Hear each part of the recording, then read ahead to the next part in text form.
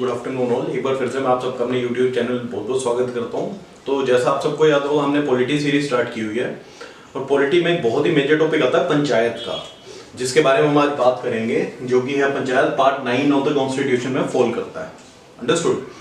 तो इसके बारे में अगर मैं आपको वैसे बेसिक बताऊं तो पंचायत बेसिकली आप ये कह सकते हैं कि पावर का डिवीजन है, सिंपल लैंग्वेज में, कि एक पावर रहती है। जैसे आप फॉर एग्जाम्पल देखें, एक पीएम है और कोई एक विलेज है, तो पीएम विलेज को नहीं गवर्न कर सकता, किसी भी विलेज को। तो पीएम बेसिकली विलेज नहीं कर सकता, स्टेट नहीं कर सकता। अंडरस्टूड? तो पीएम ने नीचे काउंसिल ऑफ मिनिस्टर रखे हुए हैं। काउंसिल ऑफ मिनिस्टर आपके यूनियन गवर्नमेंट को रिप्रेजेंट करते हैं। सिमिलरली स्टेट गवर्नमेंट है, जिसे हम फेडरलिज्म कहते हैं, relation between state and union. State government का ऐसा रोल है कि यूनियन और पीएम के साथ डायरेक्टली इंटरलिंकिंग है। उसका मतलब क्या है कि through state government PM is also responsible for the functioning of that state on some list, on some subject. Understood? इसी तरह जो विलेज आता है, जैसे हम स्टेट में लेजिस्लेचर कहते हैं, उसी तरह विलेज में लेजिस्लेचर को पंचायत कहते हैं। ओके? इस सिंपल लैंग्वेज में यही है कि जैसे स्टेट में लेजिस्लेचर होता है, उसी वे में विलेज में पंचायत होती है। तो अब रही बात पंचायत होती क्या है, तो जैसे मैंने आपको पहले बताया कि एक पंचायत जो होती है, पंचायत की वैसे टर्म रहती है 5 पर्सन्स। अंडरस्टूड? अगर आप इसकी डेफिनेशन देखो तो पंचायत की डेफिनेशन रहती है 5 पर्सन्स। पंचायत होती क्या है, जैसे आपकी स्टेट में, जैसे मैंने अभी बताया, स्टेट में एमएलए होते हैं, ऐसे आपका विलेज जो होता है, विलेज में पंच होते हैं। अंडरस्टूड? इलेक्टेड जो मेंबर होते हैं, जैसे स्टेट में हम इलेक्टेड मेंबर को एमएलए कहते हैं, विलेज में मेंबर्स को पंच कहा जाता है।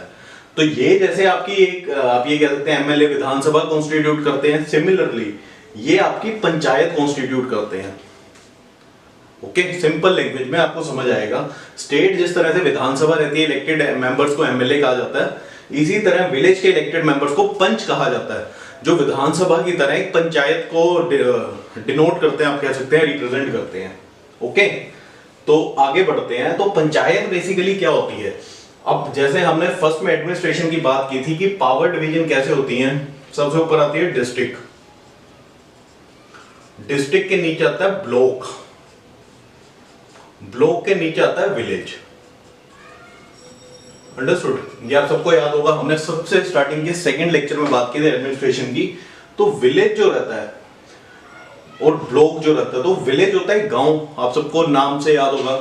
जो ब्लॉक होता है वो होता है क्लस्टर ऑफ गांव, गांव का समूह, उसे हम ब्लॉक कहते हैं।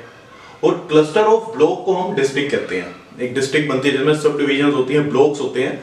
इसी तरह जब हम डाउन द लाइन जाते हैं तो विलेज जो होती है, पंचायत विलेज में होती है।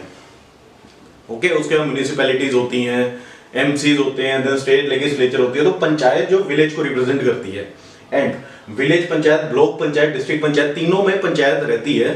तो हम जो बात करेंगे बेसिकली पंचायत की बात करेंगे। नाम सेम है, ये सिर्फ आप ये कह सकते हैं कि क्लासिफिकेशन की हुई है 3 लेवल्स की, village panchayat, block panchayat, district panchayat. Understood? Village means गांव, ब्लॉक मींस गांव का समूह, एंड डिस्ट्रिक्ट मींस ब्लॉक्स का समूह। ओके? तो ये हमारी रहती है पंचायत। और पंचायत का नाम जैसे पंच लिखा है, तो पंच मींस 5, आयत मींस पर्सन्स, तो पंचायत को वैसे 5 पर्सन्स कहा जाता है। अंडरस्टूड? अब रही बात इसकी कॉम्पोजिशन की। कॉम्पोजिशन होता क्या है, आप सबको पता होगा। स्टेट लेजिस्लेचर में जो इलेक्टेड एमएलए होते हैं, उनमें काउंसिल ऑफ मिनिस्टर्स बनते हैं, कुछ कैबिनेट मिनिस्टर्स बनते हैं। उनमें एक चेयरपर्सन रहता है, जिसे हम चीफ मिनिस्टर कहा करते हैं।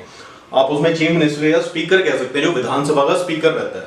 बेसिकली वो हेड ऑफ द हाउस जिसको कहते हैं, विधानसभा का जो हेड होता है वो स्पीकर होता है। इसमें वो चीज यहाँ पे चेयरपर्सन होता है। अगर मैं कॉम्पोजिशन की बात करूं पंचायत की, तो पंचायत की कॉम्पोजिशन में जो हेड होता है वो चेयरपर्सन होता है, उसके नीचे मेंबर्स रहते हैं, और इनके इलेक्टोरेट को कहा जाता है ग्राम सभा, जो विलेज को रिप्रेजेंट करती है। ठीक है? ग्राम मीन्स गांव, सभा मीन्स ग्रुप, तो इसके इलेक्टोरेट को कहा जाता है ग्राम सभा। और ये 3 टायर सिस्टम पे काम करता है, जो हमने अभी बात की है, डिस्ट्रिक्ट, ब्लॉक एंड विलेज। तो ये सिंपल है। सिंपल आप इसको जितना प्रैक्टिकली रिलेट कर पाएंगे और स्टेट लेजिस्लेचर के साथ कंपेयर करेंगे तो आपको इजीली अंडरस्टैंड होगा कि चेयरपर्सन इसका लाइक स्पीकर रहता है, मेंबर इसके नॉर्मल मेंबर रहते हैं, इलेक्टेड मेंबर, इलेक्टोरेट को ग्राम सभा कहा जाता है, और 3 टायर सिस्टम होता है, means you can say partition या distribution of power, village, block and district. आपकी जैसे पंचायत पहले डिसॉल्व हो जाती है, चाहे पार्टी मेंबर्स अलग हो जाते हैं, किसी भी रीजन से अगर पंचायत डिसॉल्व होते हैं तो विद इन 6 मंथ री इलेक्शन होते हैं। 6 मंथ से ज्यादा का गैप नहीं आ सकता, पंचायत खाली चल नहीं सकती। इन केस पंचायत का टाइम खत्म हो रहा है, एक्सपायर हो रही है पंचायत, तो उससे पहले री इलेक्शन होंगे। ये नहीं है कि अगर कल पंचायत खत्म हो रही है तो परसों इलेक्शन होगा, और कल हो रही है तो हफ्ता 10 दिन पहले इलेक्शन होंगे, ताकि आफ्टर एक्सपायरी अगर एक चीज कल एक्सपायर हो रही है तो परसों जो भी होगा उसको लीड करने वाला कोई ना कोई होगा, वेकेंट कभी नहीं रहेगी। ओके, तो ये बेसिकली बात रहती है ड्यूरेशन की। अभी बात करें अगर क्वालिफिकेशन की, तो क्वालिफिकेशन सिंपल है, जो एमएलए की रिक्वायरमेंट रहती है स्टेट लेजिस्लेचर में वही पंचायत के लिए रिक्वायरमेंट रहती है, सिर्फ एज में डिफरेंस है। एमएलए के इलेक्शन के लिए एज जो रहती है वो 25 इयर्स की रहती है minimum required, and for panchayat ये एज 21 है। अंडरस्टूड? ये सिंपल एक ही डिफरेंस है दोनों में कि एमएलए और पंचायत के लिए क्वालिफिकेशन दोनों बराबर है, सिर्फ एज में क्वालिफिकेशन बराबर नहीं है।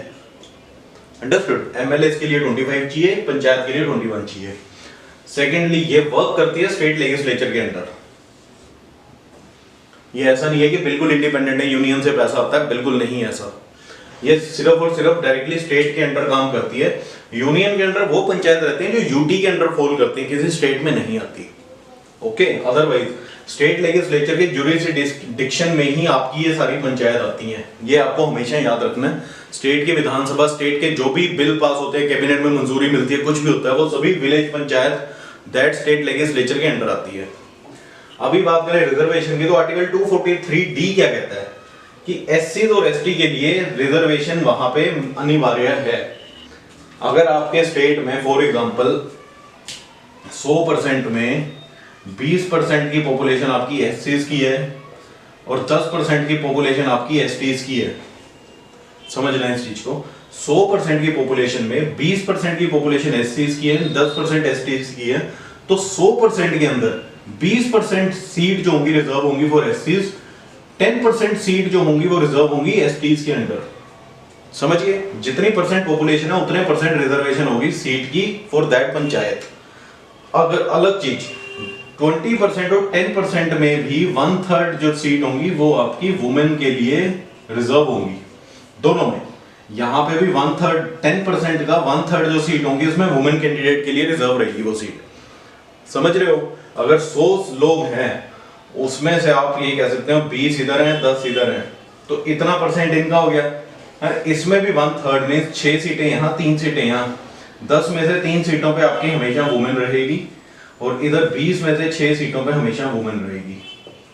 अंडरस्टूड? ये है बात रिजर्वेशन की एज पर आर्टिकल 243D। ये बात इन्होंने 1/3 सीट रही है for women SC ST reservation में। सबसे मेजर चीज आप सबने सुना भी होगा कि कुछ स्टेट्स में ऐसा रहता है कि जो चेयरपर्सन रहेगा वो एससी का रहेगा या एसटी का रहेगा, किसी बैकवर्ड सेक्शन का रहेगा। कई जगह रहता है, राजस्थान में मैंने कई बार सुना है, उत्तराखंड में कई जगह सुना है एज पर माई रिलेटिव्स नॉलेज। तो उन्होंने जो बताया है कि वहां पे चेयरपर्सन की एक सीट एससी की बुक है, एक एसटी की बुक है, एक बैकवर्ड की बुक है, तो वो सब जो चीजें रहती हैं वो आपकी स्टेट लेजिस्लेचर पे डिपेंड करता है। स्टेट ऐसा लॉ बना सकती है कि किसी पंचायत का चेयरपर्सन एक स्पेसिफिक कम्युनिटी का हो सकता है, कोई बैकवर्ड क्लास का हो सकता है, कुछ भी हो सकता है, वो सभी की सभी आपकी जुरिसडिक्शन स्टेट लेजिस्लेचर के अंडर फॉल करती है। अंडरस्टूड? ये सबसे मेजर टॉपिक है, आपसे कोई पूछ भी सकता है, आपकी नॉलेज के लिए भी है कि कुछ सीटें ऐसी रहती हैं कहीं पे स्टेट ने डिक्लेयर किया होता है कि इस पंचायत में जो चेयरपर्सन की सीट है वो रिजर्व है। अंडरस्टूड? तो ये सभी स्टेट लेजिस्लेचर के अंडर आने वाली पावर्स हैं। अगर मैं बात करूं पावर्स की, तो पावर ये सिंपल रहती है आपकी, मैं हमेशा हर टॉपिक में मैंने बताया कि स्टेट लेजिस्लेचर के बराबर रहती है। सिमिलरली पावर यहाँ पे भी स्टेट गवर्नमेंट के अंदर ही रहती है इनकी पावर, बट इन्हें बेसिकली सेल्फ गवर्नमेंट कहा जाता है, लोकल सेल्फ गवर्नमेंट पंचायत को, क्योंकि इनकी अपनी ही गवर्नमेंट होती है। पंचायत जो होता है उनका हेड रहता है। इकोनॉमिक डेवलपमेंट और सोशल जस्टिस के लिए प्लान प्रिपेयर कर सकते हैं और देन उसको प्रोड्यूस कर सकते हैं टुवर्ड स्टेट लेजिस्लेचर की वो कुछ सपोर्ट प्रोवाइड करें किसी तरह से। स्कीम्स को इंप्लीमेंट कर सकते हैं, जो आपकी यूनियन या स्टेट लेजिस्लेचर में कुछ स्कीम्स बनती हैं, चाहे वो जनधन योजना फाइनेंस से रिलेटेड हो, सिक्योरिटी से रिलेटेड हो, किसी भी तरह से, इरिगेशन से रिलेटेड हो, आपके बीपीएल कार्ड से रिलेटेड हो, वो स्कीम को ये इंप्लीमेंट कर सकते हैं अपने पंचायत में। Land improvement, minor irrigation, animal husbandry, fisheries education, women security, women development, child education, ये सब सब्जेक्ट रहते हैं जिसपे विलेज पंचायत काम करती है। अंडरस्टूड। और सबसे मेजर, जिस तरह शेड्यूल 7 में कहा गया है, बात की गई है फेडरलिज्म की। फेडरलिज्म का मतलब classification of power between union and state. Schedule 7 में ये चीज दी हुई है, फेडरलिज्म की बात। इसी तरह शेड्यूल 11 कहता है कि जिस तरह यूनियन और स्टेट में पावर डिवाइड की गई है, शेड्यूल 11 के तहत वही पावर स्टेट और पंचायत में डिवाइड की हुई है। कुछ सब्जेक्ट्स ऐसे हैं जो स्टेट और पंचायत में ऑलरेडी डिफरेंशिएट हुए हैं एज पर शेड्यूल 11। बहुत इंपॉर्टेंट टॉपिक है, बहुत ही ज्यादा। आपसे डायरेक्ट क्वेश्चन कोई भी पूछ सकता है कि कौन सा शेड्यूल आपको स्टेट पंचायत में और स्टेट लेजिस्लेचर में पावर को डिस्ट्रीब्यूट करता है, that is schedule 11। Direct question है ये। सेकेंडली, जो ग्रांट इन एड मिलती है पंचायत को, ग्रांट इन एड जो मिलते हैं वो मिलते हैं कंसोलिडेटेड फंड ऑफ स्टेट से, ना कि यूनियन से। कंसोलिडेटेड फंड ऑफ स्टेट एक रहती है अमाउंट, उससे इनको ग्रांट इन एड मिलती है, जो भी ये यहाँ पे प्लान प्रिपेयर करते हैं उसके लिए। अंडरस्टूड। जो भी इकोनॉमिक डेवलपमेंट, सोशल जस्टिस या इन सब्जेक्ट में किसी के ऊपर भी कुछ प्लान प्रिपेयर करके सरकार को देते हैं, तो सरकार जो इनको पैसा देती है consolidated fund of that state से इनको पैसा मिलता है। ये आप सबको याद रखना है।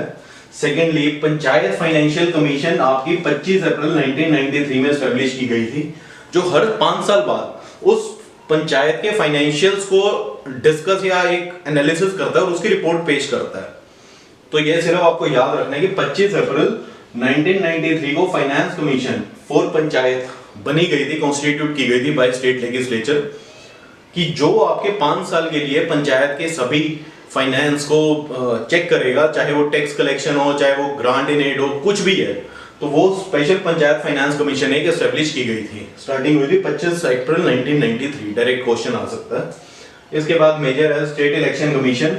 आर्टिकल 243 के आपको स्टेट इलेक्शन कमिश्नर प्रोवाइड करता है, जो कि अपॉइंट होता है गवर्नर के थ्रू। तो ये स्टेट इलेक्शन कमिश्नर का ही रोल रहता है यहाँ पे इलेक्शन करवाने का। अंडरस्टूड। जितने इलेक्शन स्टेट लेजिस्लेचर के रहते हैं उतने ही इंपॉर्टेंट इलेक्शन पंचायत के रहते हैं। रिस्पॉन्सिबल बॉडी होती है स्टेट इलेक्शन कमिश्नर। तो स्टेट इलेक्शन कमिश्नर का काम रहता है इलेक्शन को न्यूट्रल, फेयर और सिक्योर पॉइंट ऑफ व्यू से इलेक्शन को कंडक्ट कराना, उसका रिजल्ट डिक्लेयर करना। अंडरस्टूड। तो ये हमारा जो रिस्पॉन्सिबल पर्सन रहता है state election commissioner as per article 243 के, जो कहता है appointment of that state election commissioner with through governor. तो ये हमारी, हमने जो पंचायत के बारे में बात की, डेफिनेशन की, कॉम्पोजिशन की, ड्यूरेशन की, क्वालिफिकेशन की, रिजर्वेशन की एंड पावर की, और इसको अपॉइंटमेंट जो होती है स्टेट इलेक्शन कमीशन अपॉइंट करता है। अंडरस्टूड। तो ये पंचायत के बारे में लेक्चर था। डायरेक्ट क्वेश्चन आपसे आ सकता है कुछ भी। आर्टिकल शेड्यूल 7 और 11 का चेयरपर्सन बैकवर्ड सेक्शन के रहते हैं। स्टेट फाइनेंस कमीशन कब एस्टेब्लिश हुई थी, एज डिफरेंस एमएलए और पंचायत में कितना है। तो ये बेसिक क्वेश्चन यहाँ से बन सकते हैं। बट मैं बार बार कहता हूँ, आप यूपीएससी को तभी क्रैक कर सकते हैं जब तक आप उसको प्रैक्टिकली रेलेवेंस या प्रैक्टिकल एग्जांपल्स के साथ नहीं समझेंगे। अगर आप इसको सिर्फ एक डेफिनेशन या टर्म के तौर पे याद करेंगे तो आपके माइंड में 1 या 2 दिन तक रहेगा या हफ्ते तक रहेगा, उसके बाद आप ब्लैकआउट हो जाएंगे। तो इसको जरूर प्रैक्टिकल रिलेवेंस में पढ़िए। आपके कहीं ना कहीं विलेज में, पंचायत में कोई ना कोई रिलेशन या रिलेटिव जरूर होगा। उनसे अगर आप में इंटरेस्ट है, उनसे जरूर बात कीजिए, पूछिए उनसे कि आपके वहां पे कौन पंचायत में हेड है, कब बना था, कैसे है, क्या आपको फैसिलिटीज मिलती हैं। अंडरस्टूड। तो जितना प्रैक्टिकली आप चीजों से रिलेट करेंगे उतना आपके माइंड में चीजें अच्छे से स्टोर होंगी, और आप आज नहीं तो कल नहीं तो आगे आने वाले टाइम में इन चीजों को एक बार माइंड में रख लेंगे तो इन क्वेश्चंस के ऊपर कभी भी गलत नहीं आंसर देंगे। अंडरस्टूड। और अपनी पर्सनल नॉलेज या जीके के लिए जरूर आपको इन चीजों को याद रखना चाहिए। तो इसी के साथ लेक्चर को खत्म करते हैं और उम्मीद करता हूँ आपको समझ आया होगा। तो प्लीज चैनल को लाइक एंड शेयर, वीडियो को लाइक एंड शेयर जरूर कीजिए, चैनल को सब्सक्राइब करना मत भूलिए।